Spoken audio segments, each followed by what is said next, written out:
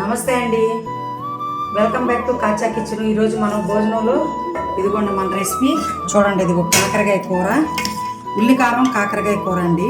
Fry వారం రోజులున్నా ఏమవుదండి, బయట పెట్టినా బాగుంటుంది.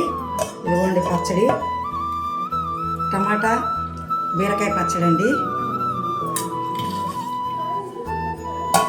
ఈ పుల్లనీళ్ళండి, తాగితే బాగుంటుంది, చాలా మంచిది. సాంబార్ అండి, అరటికాయ కూర అండి, అరటికాయ మసాలా పెట్టి ఉండేనండి.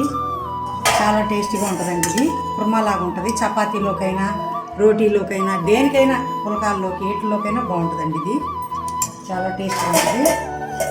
వేడివేడిగా అరటికాయ కూర, ఇదిగోండి రైస్ అండి, సాంబార్ అండి, పెరుగు. మీకు నచ్చినట్లయితే లైక్ చేయండి, షేర్ చేయండి, సబ్స్క్రైబ్ చేసుకోండి.